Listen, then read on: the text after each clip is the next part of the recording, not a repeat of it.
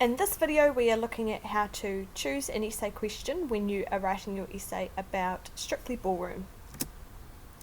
Here is the overall essay that I've written, so it gives you a clue as to what question I'm going to choose. I'm going to read this out now. If you don't want to listen to it, then just skip ahead, or you can pause and read it to yourself. So the question I do end up choosing is, describe your first impressions of a character or individual in the text. Explain how your understanding of the character or individual developed or changed throughout the text, supporting your points with visual and/or oral language features. 19th century novelist Charlotte Bronte penned the self-assured words, "I am no bird, no net ensnares me." Baz Luhrmann's Strictly Ballroom is a mockumentary-style exposé of the brutal world of ballroom dancing. When beginner dancer Fran approaches open amateur Scott Hastings with a bold proposition, this tight-knit community is thrown out of balance. Fran's character arc follows the familiar trajectory of ugly duckling turned beautiful swan. At first, Fran lacks confidence. She approaches Scott saying,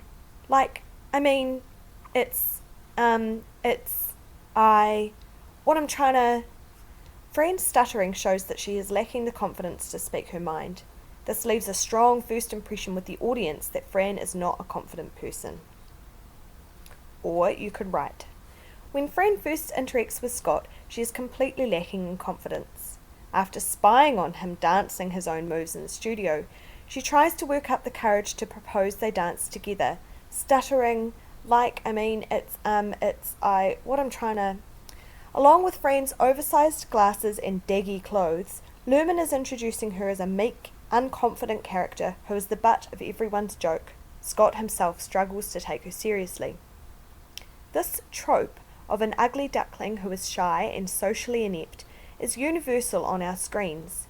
Consider the plots of these popular films: Mean Girls, Princess Diaries, Miss Congeniality, She's the Man.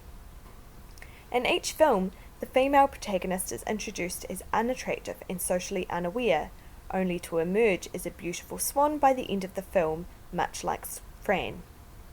Baz Luhrmann is well aware the audience's first impression of Fran is crucial in order to make her duckling to swan transformation effective. Fran begins the film as an ugly duckling and develops into a beautiful swan. At first she lacks confidence with Scott, but as she grows to appreciate her own culture, Fran becomes comfortable in her own skin. Bronte's words resonate almost 200 years later as Luhrmann portrays Fran as a free and strong-willed young woman. So now the actual process of choosing a question. As you can see, I've already got that circled because my animations are out of order.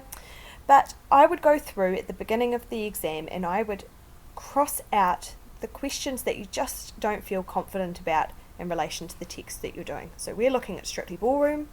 So describe a key relationship between two or more characters. That would actually be good for Strictly Ballroom, but I didn't use it this time because that was our practice question, or a very similar one, for Juno of Terrace. So I've crossed that out. Describe at least one important decision that a character or individual had to make in the text. Again, that could work. Scott decides to go against his family's wishes. Fran decides to approach Scott, but I just didn't want to go with that one for this time round.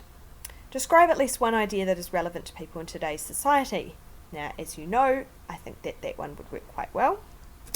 And then we get to the next one, describe at least one important setting. I've made the point to you guys in the past that the setting of Strictly Ballroom isn't hugely integral, I don't think. It is set in an Australian town. It could easily be set in a New Zealand town or an American town or a town in England, and it probably wouldn't affect it that much, except the accents would be different.